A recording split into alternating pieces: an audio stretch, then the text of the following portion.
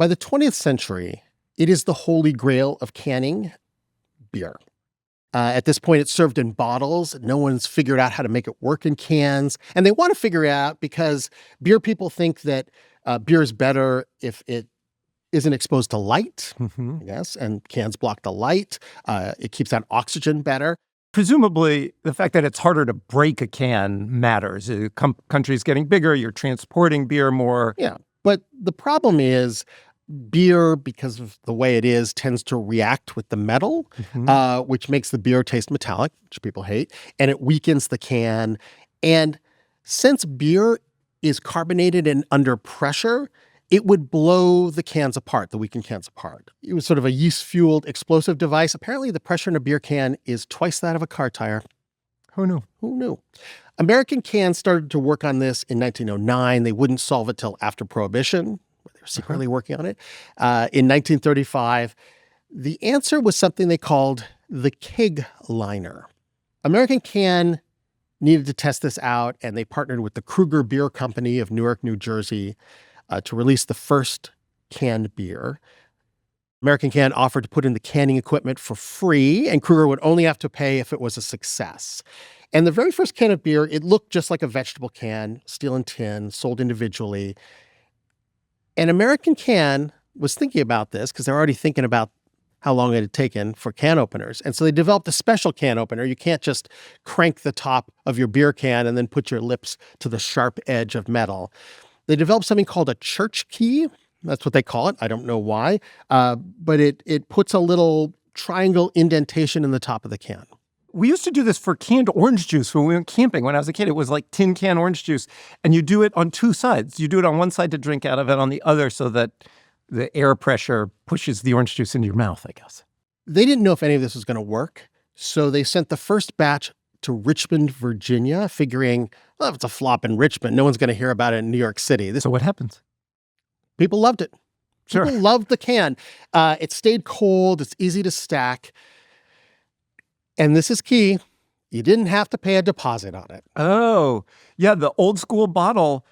This was true in Mexico when I was a kid. If you bought beer in Mexico when I was a kid, it came in these really thick bottles, and you paid a deposit that was on the order of as much as the beer. Yeah. And you would take the bottles back to that beer shop. Like, that was a huge percentage of the price, so much that you would always bring them back to that shop to get your deposit. Now, you want beer, you buy the can, get the little church key, which they sometimes gave away, you drink it, and then you just throw the can out the window. Perfect. No problem. America, right? Kruger sales went up. The beer company went up 550%, 180,000 cans a day. Other brewers jump in.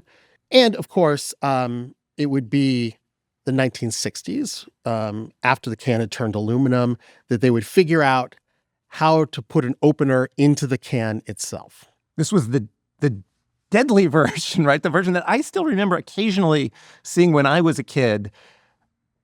Tecate beer. I lived in Southern California, and Tecate beer still had that old 1960s style where there's a little ring, and you put your finger in the ring, and you pull it, and what you get off of the top of the can is this razor-sharp piece of metal that is a weapon, essentially.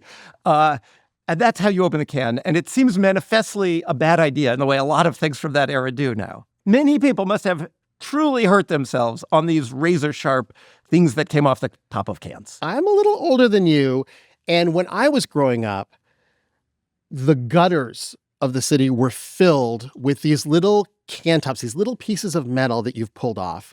I remember my mother warning me when we went to the beach, because obviously people would drink beer at the beach. They would toss these little ring pieces of metal, and you would step on them in the beach. Famous Jimmy Buffett song, Stepped on a Pop Top. Oh, yeah. Didn't know. Yeah. This was like a danger of the time. It gets worse because you knew this was happening. You didn't want to litter. So you pull off this little piece of metal, and what would a lot of people do with it? They'd put it inside the can and then carefully drink around it. There was, I swear to God, all these news stories about people and kids accidentally drinking the pull top. In fact, there was an article in Pediatric Emergency Care called Swallowed Can Tab. Is it still stuck in the esophagus?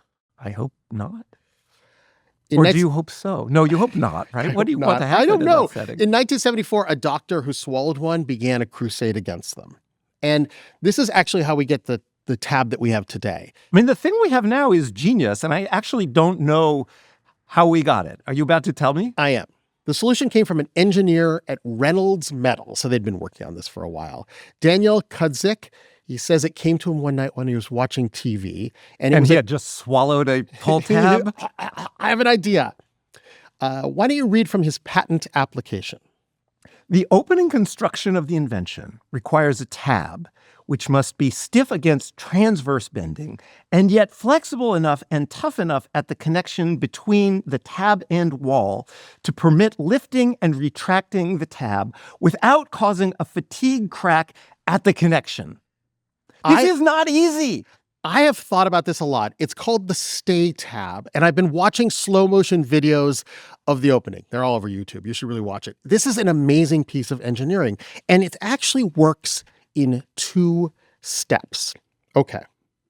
So the first step is it acts as a sort of like what they call like a lever, like a wheelbarrow where the fulcrum's at the end. Okay. And so it opens a tiny little hole in the top and it releases the pressure.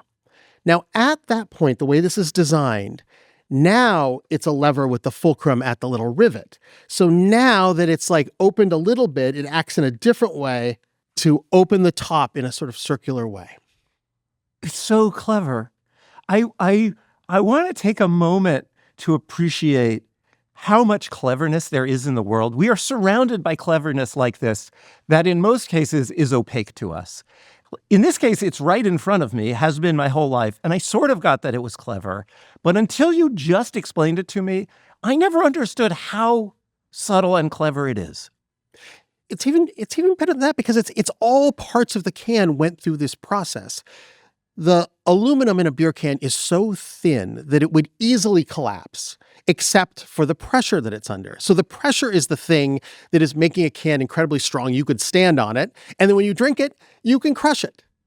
Amazing. Or if you take the cans with the vegetables. Where's my other can here? Oh, they put the ridges on the can. They put the ridges on the can so that it doesn't collapse, but also so that if the contents expand a little bit under heat, there's a little bit of give in the can. Incredible. I never knew.